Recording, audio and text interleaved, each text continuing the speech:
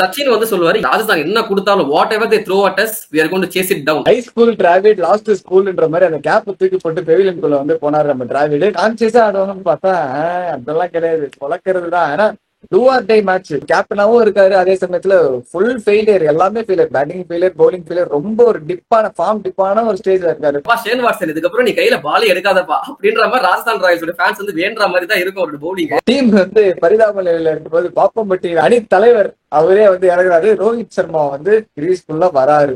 வந்து சைலன்ஸ், கிரவுண்டே சைலன்ஸ், வான்கடே ஸ்டேடியமே சைலன்ஸ். சோ இது நாட் ஒன்லி இது மும்பை இந்தியன்ஸ் ஃபேன்ஸுக்கு மட்டும் இல்ல, ஹோல் ஐபிஎல் கிரிக்கெட் ஃபேன்ஸுக்குமே வந்து இது ஒரு ஐகானிக்கான ரொம்ப மெமரபிள் மேட்ச் அமைஞ்சிருக்கும். ஹாய் ஹலோ கைஸ், யூ வாட்சிங் cricket event with Harish and Bharath. So இன்னைக்கு நம்ம கூட புதுசா ஒருத்தர் வந்து ஜாயின் பண்ணிருக்காரு. ஹாய் சுபாஷ். ஹாய். இந்த வீடியோல ஐகானிக் மேட்சஸ்ல இருந்து ஒரு தரமான சம்பவத்தை ஒன்று பார்க்க போறோம். இது சொல்றதுக்கு முன்னாடி முன்னாடி வந்து நிறைய பேர் வந்து கமெண்ட்ஸ்ல போட்டிருந்தீங்க ஐகானிக் மேட்சஸ்க்கு வந்து இந்த மேட்ச் பத்தி பேசும் ப்ரோ, இந்த மேட்ச் பத்தி பேசும் சொல்லிட்டு. ஆனா ஆக்சுவலி நாங்க என்ன பிளான்ல வச்சிருந்தோம்னா 2015 முன்னாடி இருக்கிற பழைய மேட்சஸ் பத்தி பேசலாம், அவர் பழைய மெமரிஸை கொண்டு வந்து ஒரு நோஸ்டாலஜியா கிரியேட் பண்ணலாம்னு சொல்லிட்டு தான் எங்களுக்கு பிளானா இருந்துச்சு. ஸோ அதனால பழைய வீடியோஸ் எல்லாம் ஃபர்ஸ்ட் முடிச்சுட்டு அதுக்கப்புறம் ரீசெண்டா இருக்கிற வீடியோஸ்க்கு வருவோமே அப்படின்னு சொல்லிட்டு நாங்க பிளான் பண்ணோம். ஸோ நீங்க சஜஷன்ஸ் கொடுக்கும்போது 2015 முன்னாடி இருக்க வீடியோஸ் கொடுத்தா நல்லா இருக்கும் நாங்க ஒரு ரெக்வஸ்டா கேட்டுக்கிறோம். நீங்க கொடுத்த சஜஷன்ஸ்மே நாங்க நோட் பண்ணி வச்சிருக்கோம், அது ஃபியூச்சர்ல வந்து கண்டிப்பா அந்த வீடியோ மேக் பண்ணுவோம். சோ இன்னைக்கு வந்து என்ன மேட்ச் பார்க்க போறோம்னா, நீங்க தமிழ்லயே பாத்திருப்பீங்க. எஸ், ஆதித்ய தாரே வந்து அந்த ஐகானிக் செலிப்ரேஷன் சட்டையை தூக்கி மூஞ்சில வச்சுட்டு ஷேன் வாட்சன் முன்னாடி நான் ஓடி போறப்போ அந்த கூஸ்பம்ஸான ஒரு விக்டரி, அந்த மேட்ச் வந்து நம்ம மறக்கவே மாட்டோம். ஸோ எல்லா மும்பை இந்தியன்ஸ் ஃபேன்ஸை தாண்டி கிரிக்கெட் ஃபேனாவே அந்த மேட்ச் வந்து ரொம்ப அனார் பண்ணி பார்த்த ஒரு மேட்ச் அது. So yes, MI versus R 2014 iconic match தான் வந்து இன்னைக்கு வந்து பார்க்க போறோம். ஸோ இந்த மேட்ச் வந்து பாத்தீங்கன்னா ஐபிஎல் 2014 56th மேட்ச், அதாவது லீக் ஸ்டேஜோட கடைசி மேட்ச் வந்து நடக்குது மும்பை வர்சஸ் ராஜஸ்தான் வான்கடேல. ஸோ லாஸ்ட் மேட்ச்ன்றதுனால ரெண்டு பேருக்குமே வந்து பிளே ஆஃப் சான்ஸ் வந்து இருக்கு. அண்ட் ரெண்டு பேருக்குமே என்ன ஈக்குவேஷன்றது கிளியராவே தெரியும். இந்த மேட்ச் வரதுக்கு முன்னாடி பாத்தீங்கன்னா Punjab, Kolkata, CSK already qualify ஆயிட்டாங்க. சோ இந்த மேட்ச்ல வந்து யாரு ஜெயிக்கிறாங்களோ யாரு குவாலிஃபை ஆவாங்கன்றது சினேரியோ நம்ம பார்ப்போம். அந்த குவாலிஃபை ஆகிற டீம் வந்து சிஎஸ்கேக்கு அகைன்ஸ்டா எலிமினேட்டர் ஆட போறாங்க. சோ நம்ம வந்து சினேரியோ பாத்துடலாம். ராஜஸ்தானுக்கு ரொம்பவே சிம்பிள்ங்க, ஸ்ட்ரெயிட் ஃபார்வர்டான ஈக்குவேஷன். ஜெயிச்சா குவாலிஃபைட், ஆனா தோத்தாலுமே ஒரு பர்டிகுலர் மார்ஜின்ல தோத்தாலும் அவங்க குவாலிஃபைட். ஸோ ஆட்ஸ் வந்து ரொம்ப அதிகமா ஸ்டாக் ஆயிருந்துச்சு ராஜஸ்தான் மேல. இதே மும்பை இந்தியன்ஸ் பாத்தீங்கன்னா கொஞ்சம் காம்ப்ளிகேட்டட். எப்படின்னா அவங்க மேட்சை வந்து ஜெயிக்கணும், ஜெயிச்சது மட்டும் இல்லாம அவங்க எனார்மஸா ஜெயிக்கணும், ஒரு பெரிய மார்ஜின்ல வந்து ஜெயிக்கணும் அப்படின்றது வந்து அவங்க ஈக்குவேஷன் இருக்கு. என்னடா பண்றது ஈக்குவேஷன் அப்படின்னு பாத்தீங்கன்னா அகைன் ரொம்ப சிம்பிள். நீங்க வந்து பேட்டிங் ஃபர்ஸ்ட் ஆடுறாங்க மும்பை இந்தியன்ஸ் அப்படின்னா 42 ரன்ஸ் டிஃபரன்ஸ்ல வந்து தோக்கடிக்கணும் ராஜஸ்தான் ராயல்ஸ். உதாரணத்துக்கு இப்ப மும்பை பேட்டிங் ஃபர்ஸ்ட் 200 ரன்ஸ் அடிக்கிறாங்கன்னா ராஜஸ்தான் ராயல்ஸ் வந்து 158 ரன்ஸ் ஆர் லெஸ்க்கு வந்து ரெஸ்ட்ரிக்ட் பண்ணும். ரெஸ்ட்ரிக்ட் பண்ணாங்கன்னா Mumbai Indians qualified, Rajasthan disqualified. இதுவே வந்து மும்பை இந்தியன்ஸ் சேஸ் பண்றாங்க அப்படின்னா அவங்க சேஸ் பண்ற டார்கெட்டை வந்து 14.3 ஓவர்ஸ், அதாவது 87 பால்ஸ்ல வந்து கம்ப்ளீட் பண்ணும். சரிங்களா, இதான் வந்து ஈக்குவேஷன். இந்த ஈக்குவேஷன் இருக்கிறப்போ அப்படியே வந்து டாஸ்க்கு போறாங்க. அண்ட் டாஸ்ல வந்து பாத்தீங்கன்னா ரோஹித் சர்மாவும் ஷேன் வாட்சனும் வந்து இருக்காங்க. மேட்ச் நான் முன்னாடி சொன்ன மாதிரி வான்கடேல நடக்குது. ரோஹித் சர்மா டாஸ் ஜெயிக்கிறாரு, அப்படி வான்கடேவே எரப்ட் ஆகுது. ஏன்னா எல்லாரும் எதிர்பார்த்த மாதிரி ரோஹித் சர்மா வந்த டாஸ் அந்த erupted to field first. So இப்போ வந்து அவங்க ஈக்குவேஷன் சிம்பிள். 87 பால்ஸ்ல ராஜஸ்தான் ராயல்ஸ் என்ன டார்கெட் கொடுத்தாலும் அது 87 பால்ஸ்ல வந்து சேஸ் பண்ணணும்.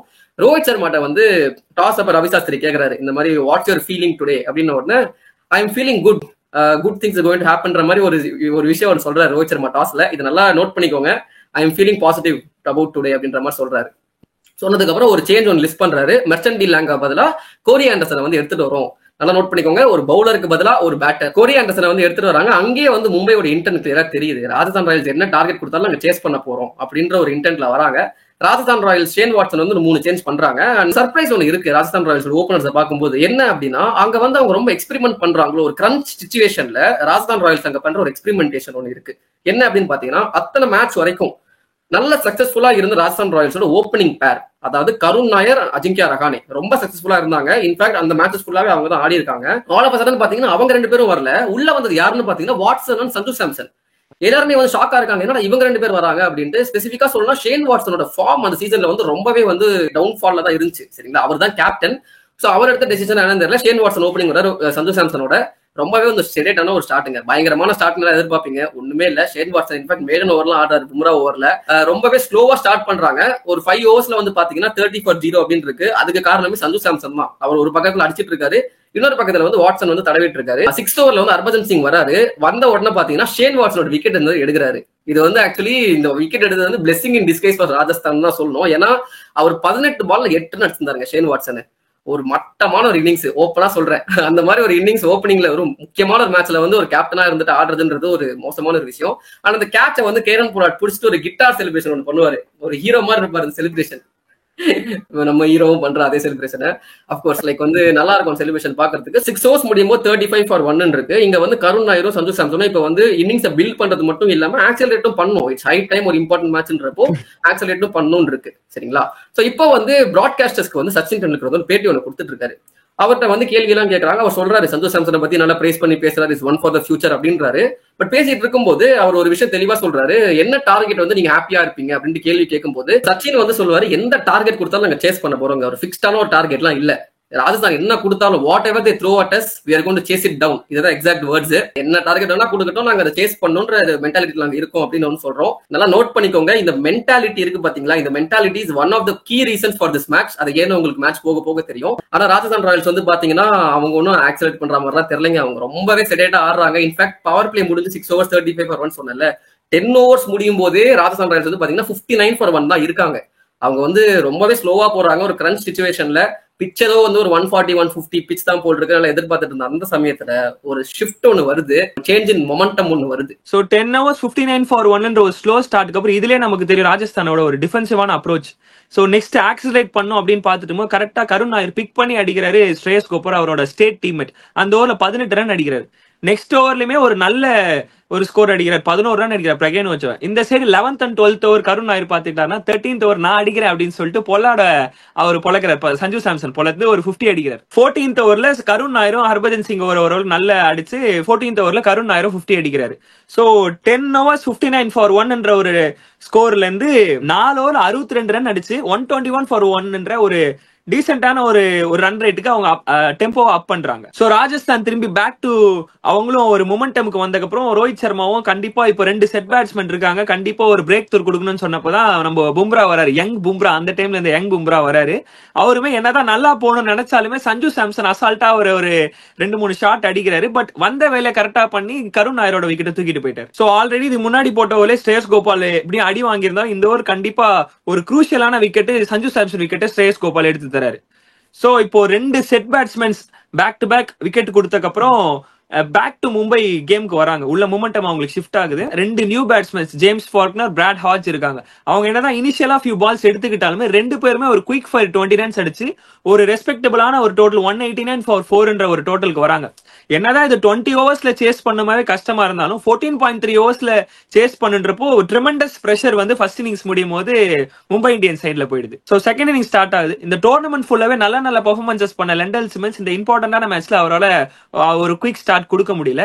இந்த சைடு பாத்தீங்கன்னா கோரே ஆண்டர்சன் மொதல் பால் 4 2வது பால் 6ன்னு இந்த டார்கெட்டுக்கு நான் போறேன்டா அப்படின்னு சொல்லிட்டு அவரோட இன்டென்ட்டை கிளியரா காமிச்சிட்டார். இந்த சைடு பாத்தீங்கன்னா மைக் ஹசிமே ஒரு பிளிஸ்டரிங்கான ஸ்டார்ட் கொடுத்துருப்பார். ஒரு பாக்குறதுக்கே சூப்பரா, நமக்கு கண்ணுக்கு பாக்குறதுக்கு ரொம்ப அழகா இருக்கும் அவர் ஷாட்ஸ்ல ஆடுறது. அந்த அளவுக்கு சூப்பரா ஆடிட்டு இந்த டைம்ல கூப்பரோட ஒரு பால்ல ஒரு ஃபால்ஸ் ஷாட்ல அவுட் ஆயிடுறாரு. சோ இந்த டைம்ல நம்ம ரோஹித் சர்மாவோ 52 வருவான்றப்போ அவருக்கு ஒரு ப்ரொமோஷன் கொடுத்து பொல்லாட வந்தார். வந்த உடனே மொதல் பால் 6 அடிக்கிறாரு. ஓகே, இந்த சைடு கொரே ஆண்டர்சன் அடிக்கிறாரு, இந்த சைடு பொல்லாட அடிக்கிறாரு. இவங்க 2 பேர் எடுத்துட்டு போவாங்கன்னு பார்த்துட்டு 2வது பால்லே ஒரு நல்ல ஒரு ஸ்லோயர் பால், ஒரு டிப்பிங் ஸ்லோயர் பால் கூப்பர் போட்டு அவர் பால்ல டிசிவை பொல்லாட அவுட் ஆயிறாரு. பொல்லாட் அவுட் ஆறாரு. அவ்வளவுதான் மும்பை கதை முடிஞ்சு போச்சு. ஏன்னா பொல்லாட் கீழே ஆட வேண்டிய பேட்ஸ்மேன் மேல ப்ரமோட் பண்ணி ஆட வைக்கிறாங்க. ஒரு சம்பவம் வெயிட்டிங்ல இருக்கு அப்படின்னு பார்த்தா பொல்லாட் அவுட் ஆயிறாரு. டீம் வந்து பரிதாப நிலையில இருக்கும்போது பாப்பம்பட்டி அணி தலைவர் அவரே வந்து இறங்குறாரு. ரோஹித் சர்மா வந்து கிரீஸ்குள்ள வராரு. ரோஹித் சர்மா வந்த உடனே ஒரு நல்ல ஒரு 6 எல்லாம் அடிக்கிறாரு. கொரி ஆண்டர்சனுமே வந்து அப்ப வந்து ஒரு செகண்ட் கீர்ல இருந்து 3rd கீருக்கு போறாரு. அப்ப ஸ்டார்டிங்கே வந்து அடிக்க போறாரு. நடுவில் விக்கெட்ஸ் போகுதுன்னு சொல்லிட்டு கொஞ்சம் பொறுமையா ஆடிட்டு இருந்த கோரி ஆண்டர்சன் அப்போ பாத்துக்கலாம்டா அப்படின்னு சொல்லிட்டு அடிக்க போறாரு.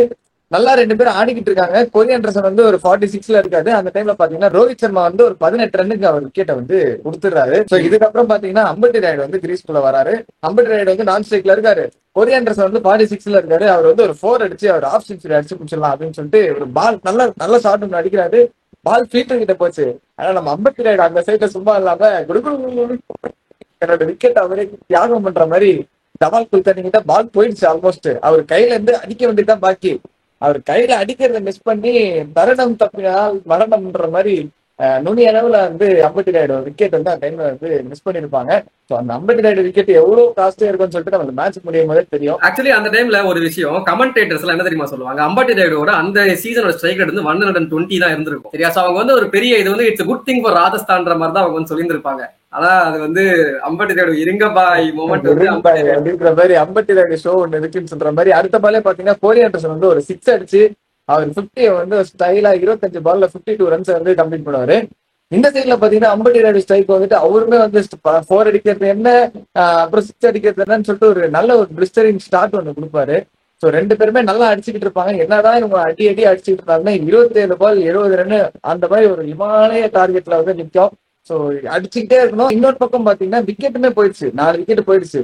இதுக்கப்புறம் பாத்தீங்கன்னா ஆதித்ய தாரே இருக்காரு, அதுக்கப்புறம் ஹர்பஜன் சிங் ஒருவர், பேட்டிங் லைன் போய் முடிஞ்சிடும். இந்த மாதிரி சிச்சுவேஷன்ல வந்து பேட்டிங்ல ரன்னும் அடிக்கணும், அதே சமயத்துல விக்கெட் விட்டுறக்கூடாதுன்னு சொல்லிட்டு கான்சியஸா ஆடுவாங்கன்னு பார்த்தா அதெல்லாம் கிடையாது, பொழக்கிறது தான். ஏன்னா டூ ஆர் டை மேட்ச், அவ்வளவுதான், கோ ஃபார் இட்ன்ற மாதிரி 2 பேருமே வந்து சரியான அடி அடிச்சிருப்பாங்க. அப்படியே ஸ்கோர் கொஞ்சம் கொஞ்சமா குறைஞ்சு 21 balls 50 வரைக்கும் வந்து நிக்குது. இந்த இடத்துல வந்து எல்லாருமே வந்து அந்த 20 ஓவர் கேம்ன்றதே மறந்துட்டாங்க. இது 14.3 வந்து முடிக்க வேண்டிய ஒரு மேட்ச். சோ அந்த மாதிரி ஒரு கிரிப்பிங்கா போயிட்டு இருக்கு. அந்த டார்கெட் கூட வந்து 2 டீமே வந்து பயங்கரமா பெர்ஃபார்ம் பண்ணிட்டு இருக்காங்க. என்னதான் ஒரு எண்ட்ல வந்து மும்பை இந்தியன்ஸ் வந்து நல்லா பேட்டிங் ஆடிட்டு இருக்காங்க அப்படின்னு நீ சொன்னாலும் இன்னொரு எண்ட்ல ராஜஸ்தான் பவுலிங் பத்தி பேசியே ஆகணுங்க. ரொம்பவே ஒரு கிளவுனிசமான ஒரு பவுலிங். அதாவது இந்த ஷேன் வாட்சன் ஸ்பெசிபிக்கா சொல்லணும், ஐயோ இந்த ஓவர் பவுலிங் போட வருவான், சரியா? வந்த உடனே அவர் போடுவார் பாருங்க, அதாவது எதை போட்டாலும் அவர் வந்து யாருக்கா ட்ரை பண்ணுவாரு, ஃபுல் டாஸா போகும் 4 அடிப்பார் அம்பட்டி ராயுடு, ஆஃப் சைடு யாருக்கா ட்ரை பண்ணுவாரு, ஸ்லாட்ல போகும் 4 அடிப்பார் அம்பட்டி ராயுடு. இந்த ஓவர் வந்து அவர் போட்டதுக்கு அப்புறம் ஒரு விஷயம் எனக்கு கிளியரா தெரியும், எப்பா ஷேன் வாட்சன் இதுக்கப்புறம் நீ கையில பாலே எடுக்காதப்பா அப்படின்ற மாதிரி ராஜஸ்தான் ராயல்ஸோட ஃபேன்ஸ் வந்து வேண்ட மாதிரி தான் இருக்கும் அவரோட பவுலிங். அது மட்டும் இல்ல, பேட்டிங்குமே வந்து பயங்கரமா சொதப்பி இருப்பாரு. நம்ம வந்து முன்னாடி டைம்ஸ் எல்லாம் பார்த்துருப்போம் ராஜஸ்தானுக்கு வந்து எவ்வளவு ஒரு முக்கியமான பிளேயர் ஷேன் வாட்சன் சொல்லிட்டு அப்படியே கான்ட்ரரியா வந்து ஒரு கேப்டனாவும் இருக்காரு, அதே சமயத்துல ஃபுல் ஃபெயிலியர், எல்லாமே failure, batting failure, bowling failure, ரொம்ப ஒரு டிப்பான ஒரு ஸ்டேஜ்ல இருக்காரு. முக்கியமான மேட்ச்ல வந்து அந்த ஃபார்ம் வந்து இன்னுமே வந்து பீக்கா டிப் ஆகுது அவருக்கு, பாவம். ஆனா இந்த ஒரு விஷயம் சொல்லி ஆகணும், இந்த ஓவர் வந்து ஒருவேளை விராட் கோலி பார்த்திருந்தாருன்னு வச்சுக்கோங்க இந்த மேட்சை, அவர் சத்தியமா சொல்றேன் 2016 வந்து ஆர்சிபி வந்து கப் அடிச்சிருந்திருப்பாங்க. ஏன்னா வாட்சனுக்கு அந்த ஓவர் கொடுத்துருக்கவே மாட்டாரு, கோலி கட்டிங்கும் அடிச்சிருந்திருக்க மாட்டாரு. அந்த மாதிரி ஒரு ஓவர் எங்க முடிஞ்சா அந்த ஓவர் நாங்க வந்து ஹைலைட்ஸ்ல போடுறோம் பாருங்க. சோ வந்து 2 பேருமே கொரி ஆண்டர்சன் அம்பட்டி ராயுடு அடிச்சிட்டு இருக்காங்க. அப்படியே ஸ்கோர் வந்து குறைஞ்சி 9 balls 20 வந்து நிக்குது. பிரவீன் தாம்பே வந்து போட்டுட்டு இருக்காரு அந்த ஓவர். பிரவீன் தாம்பேவும் வந்து அடிக்கிறது கஷ்டம், சூப்பரா போட்டுட்டு இருக்க ஒரு பவுலரு. அப்பயுமே கோரி ஆண்டர்சனும் சரி அம்பட்டி ராயுடும் சரி ஒரு 4s டபுள்ஸ் சிங்கிள்ஸ் சொல்லிட்டு ரொட்டேட் பண்ணி கடைசியில வந்து நிக்குதுங்க. 3 பால் 9 ரன் வந்து நிக்குதுங்க. 3 பால் 9 ரன் வருது. கரெக்டா கொரி ஆண்டர்சன் சிங்கிள் கொடுக்கறாரு, ராயுடு ஸ்ட்ரைக்ல போய் நிக்கிறாரு. 2 பால் 8 ரன் அடிக்கணும். ராஜஸ்தான் ஃபேன்ஸ் எல்லாம் வந்து ஓகே, ஒரு மினிமம் கேரண்டில வந்து உட்காந்துட்டு இருக்காங்க, மேட்ச் வந்து முடிய போகுது அவ்வளவுதான் சொல்லிட்டு அந்த பால் ஒரு நல்ல லீகல் டெலிவரி போட்டு முடிச்சிருந்தாலே ஃபாக்னர் மேட்ச் முடிச்சிருக்கலாம். ஆனா போடுறாரு தூக்கி நோபால் போடுற மாதிரி இங்க இடுப்பு கிட்ட ஒரு ஃபுல் டாஸ் போடுறாரு, தூக்கி சிக்ஸ் அடிக்கிறாரு அம்பட்டி ராயுடு. நோபால் இல்ல, ஆனா அந்த பால் காணாம போயிடுச்சு. அந்த மாதிரி ஒரு ஷாட். அதுக்கப்புறம் மும்பை டக் அவுட் பார்க்கணுமே, நீங்க எங்கேயோ இருந்த மேட்ச் அப்படியே வந்து மொத்தமா வந்து மும்பை சைடு வந்துருச்சு, அவ்வளவுதான் ராஜஸ்தானுக்கு அதை முடிஞ்சிருச்சு அப்படின்னு சொல்லிட்டு நினைச்சிட்டு இருந்த டைம்ல ஒரு பால் 2 ரன் அடிக்கணுன்ற அந்த டைம்ல வந்து ஃபாக்னர் வந்து ஒரு நல்ல டெலிவரி போடுறாரு. அப்படியே சிங்கிள் அடிக்கிறாங்க, சிங்கிள் ஓடுறாங்க. அந்த சிங்கிள் ஓடி முடிச்சு 2வது ரன் ஓடும் போது பாத்தீங்கன்னா அம்பட்டி ராயுடு வந்து ரன் அவுட் ஆயிடுறாரு. அப்படியே வந்து சைலன்ஸ், கிரவுண்டே சைலன்ஸ், வான்கடே ஸ்டேடியமே சைலன்ஸ். ராஜஸ்தான் டீம் மெம்பர்ஸ் எல்லாம் அப்படியே செலிப்ரேட் பண்ண ஆரம்பிக்கிறாங்க. டக் அவுட்ல பாத்தீங்கன்னா டிராவிட் வந்து அப்படியே எமோஷன்ஸ் காட்டுறாரு. அதாவது வந்து 190 ரன்ஸ் வந்து 14.3 ஓவர்ஸ்ல வந்து அடிச்சு லெவல் பண்ணி வச்சிருக்காங்க. அது கூட வந்து மறந்துட்டு லைக் அப்பா அடி தப்பிச்சுடா அப்படின்னு சொல்லிட்டு பிளே ஆஃப் போறோம்டா அப்படின்னு சொல்லிட்டு ஒரு ஹைப்ல இருந்த டைம் வந்து பாய் அப்படின்னு சொல்லிட்டு 3rd umpire உள்ள வந்து இப் மும்பை கிட்ட பவுண்டரி இந்த next ball they can qualify into the play ஆஃப்ஸ்ன்ற மாதிரி ஒரு நியூஸ் ஒன்று சொல்றாங்க. ராகுல் டிராவிட் மூஞ்சே மாறுது. இங்க வந்து ஒரு விஷயத்த வந்து நாங்க ஆட் பண்ணணும். லைக் 10 hours முடிஞ்சதுக்கு அப்புறம் வந்து அவ்வளவுதான் 4 wickets போயிடுச்சு, மேட்ச் வந்து ஜெயிக்க போறீங்களா அப்படின்னு சொல்லிட்டு ரிப்போர்ட்டர் வந்து ராகுல் டிராவிட்ட கேட்பாரு. ராகுல் டிராவிட் வந்து அதுக்கு என்ன சொல்லியிருப்பாருன்னா, it's not over until it's over அப்படின்ற மாதிரி ஒரு சூப்பர் ஸ்டேட்மெண்ட் சொல்லியிருப்பாரு. And the catch is taken. Rahul, your thoughts on that? What match done, you think? No, not yet. This match is never over, and this tournament is never over till the finals. அந்த மாதிரி கடைசி பால் நம்ம ஆதித்ய தாரே வந்து எல்லாரும் பாக்குறாங்க, ஆதித்ய தாரே அடிப்பாரா இல்லையா, ஏன்னா அவரை ஆனதே இல்லை பெருசா, மும்பை இந்தியன்ஸ் பெருசா அவ்வளவு கெத்தான நாக்கெல்லாம் ஆனதே இல்லை. ஆனா நம்மளுக்கு தெரியும் நெக்ஸ்ட் என்ன நடக்க போகுதுன்னு சொல்லிட்டு இந்த டைம்ல வந்து ஃபாக்னர் வந்து ஒரு லீகலான டெலிவரி போடணும். ஒரு நோ பால் எல்லாம் வைடு போட்டா கூட அப்கோர்ஸ் மும்பை ஆர் வின் அப்படின்ற மாதிரி, மும்பை இந்தியன்ஸ் 1ன்ற மாதிரி வந்துடும். ஏன்னா ஸ்கோர் ஜாஸ்தியா வந்துடும், அவன் சேஸ் பண்ண மாதிரி வந்துடும். 14.3 ஓவர்ஸ் தானே, சோ அதனால அது ஈக்குவல் ஆயிரும் அங்கேயே. ஆமா ஆமா. சோ வந்து வீக்கெண்ட் டெலிவரியும் போடணும், அதே மாதிரி ஒரு நல்ல டெலிவரி போட்டு முடிக்கணும். சோ அந்த டைம்ல வந்து ஃபார்ட்னர் வராரு வராரு வராரு போடுறாரு, அந்த டெலிவரி போடுறாரு, ஆதித்யா ஒரு கோளாறான டெலிவரி, ஆதித்யா நீங்க பாக்கணும். அந்த டைம்ல வந்து குதிச்சு அப்படியே ஃபேன்ஸா இருக்கட்டும் யாருமே எப்படியோ அந்த வீட்டுன்ற மாதிரி எல்லாம் எந்திரிச்சு செலிப்ரேட் பண்றாங்க. மும்பை டக்கோட்டே அப்படியே கிரவுண்டுக்கு ஓடி வருது. ஆதித்யா தாரே அந்த ஐகானிக் செலிப்ரேஷன் சட்டையை தூக்கிட்டு சேன்வாட்சன் மாதிரி அப்படின்னு சொல்லிட்டு சேன்வாட்சன் மூஞ்ச பாக்கணுமே. ஏற்கனவே அந்த மேட்ச் வந்து கேவலமா பெர்ஃபார்ம் பண்ணிருப்பாரு. நாட் அஃபண்டட், பட் ஆனா வந்து அவர் மூஞ்ச பாக்கணுமே. நீங்க எல்லாமே இழந்துட்டு கடைசியில நிக்கிற மாதிரி அந்த ஒரு ஃபேஸ் ரியாக்ஷன் தெரிஞ்சு.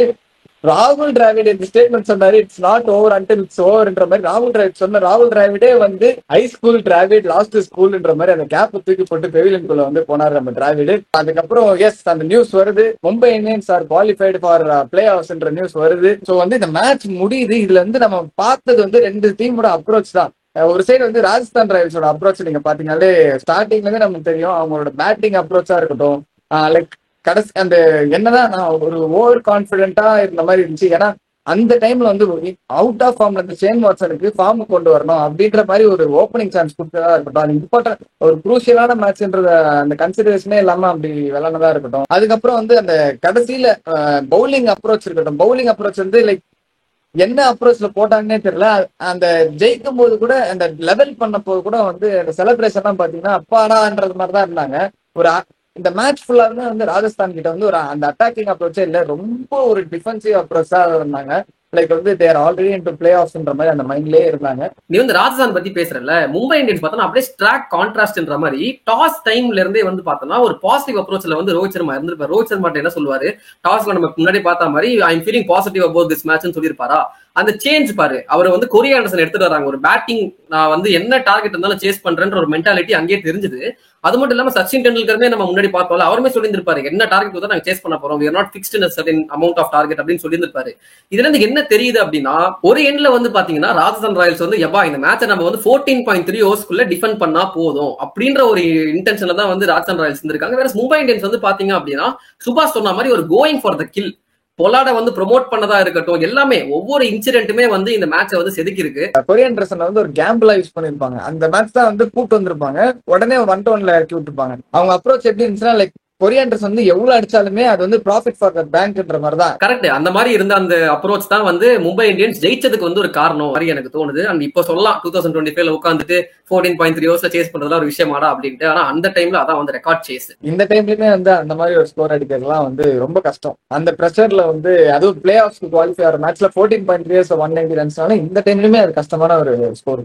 மும்பை இந்தியன்ஸ் வந்து 14.3 ஓவர்ஸ்ல சேஸ் பண்ணது மட்டுமே வந்து சிக்னிபிகண்டான விஷயம் இல்லைங்க. இது இன்னும் கொஞ்சம் ஏன் சிக்னிபிகண்ட் அப்படின்னு பாத்தீங்கன்னா 2014 ஸ்டார்டிங்ல யுஏஇல வந்து 6 மேட்ச் தொடர்ந்து தோத்த ஒரு மும்பை இந்தியன்ஸ் டீம் 2014 இப்போ இந்த மேட்ச் ஜெயிச்சதுக்கு அப்புறம் பிளே ஆஃப்ஸ்க்கு குவாலிஃபை ஆறாங்க. அதாவது திரும்ப ராகுல் டிராவிட் அதே கோட் தான், it's never over until it's ஓவர்ன்ற மாதிரி 6 மேட்ச் தோத்ததுக்கு அப்புறமே குவாலிஃபைங் ஃபார் செமிஃபைனல்ஸ்.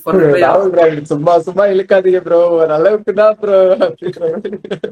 சோ இது நாட் ஒன்லி இது மும்பை இந்தியன்ஸ் ஃபேன்ஸுக்கு மட்டும் இல்ல, ஹோல் ஐபிஎல் கிரிக்கெட் ஃபேன்ஸுக்குமே வந்து இது கண்டிப்பா ஒரு ஐகானிக்கான ரொம்ப மெமரபிள் மேட்ச் அமைஞ்சிருக்கும். பிகாஸ் வந்து இந்த இப்போ நம்ம என்னதான் நம்ம இந்த அட்டாக்கிங் கல்ச்சர் பார்த்தாலுமே அந்த டைம்ல இந்த மாதிரி ஒரு சேஸ் வந்து பாசிபிளான்னு தான் எல்லாருமே பார்த்துட்டு இருந்தாங்க. சோ ஏன்னா அந்த மேபி அந்த லாஸ்ட் அந்த 2 ball 7 runsல இருந்து எடுத்துட்டு போய் லாஸ்ட் பால் பவுண்டரி கவுண்ட் அடிக்கிற வரைக்கும் அவங்களுக்கு வந்து 0.01% தான் இருந்தாலும் அந்த 1% கூட அவங்க டீம்ல அந்த ஒரு 2 பேர் அந்த 2 பேட்ஸ்மேன் மட்டும் இல்லாம ஹோல் டீமே நம்பினாங்க நாங்க கண்டிப்பா அதை ஜெயிப்போம்னு. மேபி அந்த அப்ரோச் தான் ராஜஸ்தான் ராயல்ஸ் இல்லாதனால இந்த ஒரு ட்ரிமெண்டஸ் சேஞ்ச் மும்பைனால பண்ண முடிஞ்சதுன்னு நான் நம்புறேன். கண்டிப்பா they didn't go for a try, they went for the win. அந்த மாதிரி ஸ்டார்டிங் வந்து அந்த அப்ரோச் இருந்துச்சு. ஸோ இந்த மாதிரி நிறைய ஐகானிக் மேட்சஸ் நீங்க பாக்குறதுக்கு அண்ட் நிறைய மேட்சஸ் 2015 முன்னாடி நாங்க ஏதாவது மேட்சஸ் எடுத்து பேசணும் அப்படின்னு நினைச்சோம்னா அது கமெண்ட்ஸ் லீவ் பண்ணுங்க, நாங்க கண்டிப்பா எடுத்து பேசுவோம்.